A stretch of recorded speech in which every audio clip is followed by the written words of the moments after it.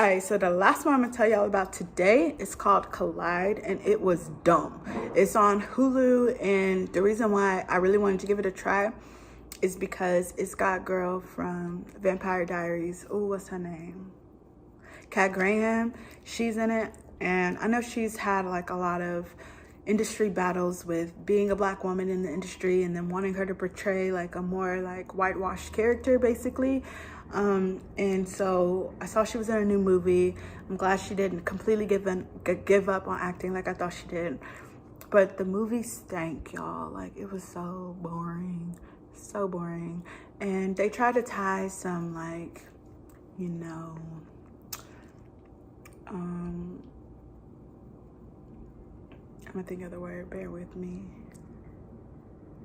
some systemic like racism into it. Like basically Kat's character was someone who lured this white guy at a blind date, but turns out she had ill intentions because this guy's family's company like completely took advantage of her family, and I'm pretty sure ended up in a result of either her brother or her grandfather or someone who's close to her getting killed. And this guy, like, he could have done more about it, or it was more his fault or something. She was out for revenge basically. And so there's that story going on. They're at a restaurant called Collide, hence the name. And it's just, that's just corny, because like I get it, all these characters' lives are supposed to be colliding, but like, come on, it's 22, you got to be less expected than that. But anyway, a restaurant called Collide.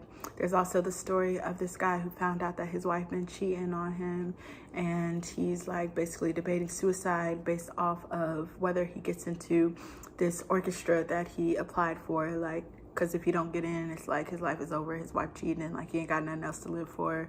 So she happens to be at this restaurant as well.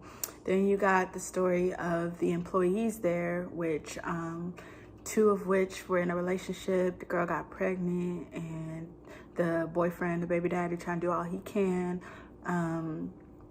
to support his family. He got some schemes going on, but then his brother comes home from prison and he like interrupts the plans, and he want his piece of the pie too, and it's a hot mess.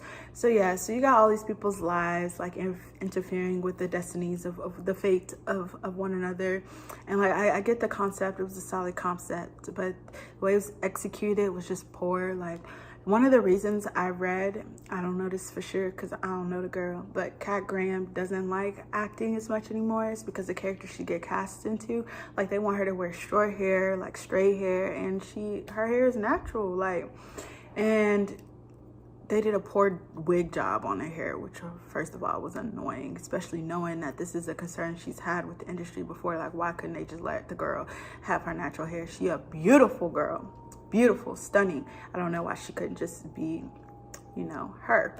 Anyway, so the wig annoyed me. And then also, like, I think she did the best she could with that character, but it was just like corny. It was just corny filmmaking overall. So I give it like a 3, maybe I give it a 3.